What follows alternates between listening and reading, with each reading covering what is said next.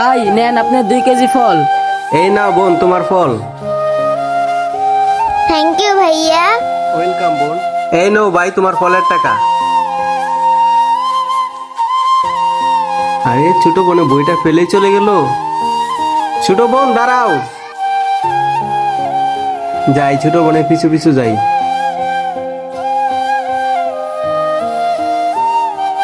ছোট বোন মনে হয় এই বাড়িতেই থাকে।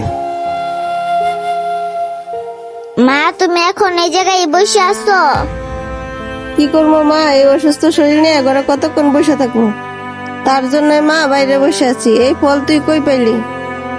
মা একটা লোকের 2000 টাকা পড়ে গেছিল, আমি সেগুলো উঠাই দিছি, তারপর সে আমাকে এই ফলগুলো কিনা দিছে। ভালো করছস মা।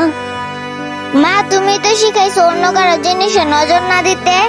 হ্যাঁ মা, এই কথাটাই সবসময় মনে রাখবি। হ্যাঁ মা।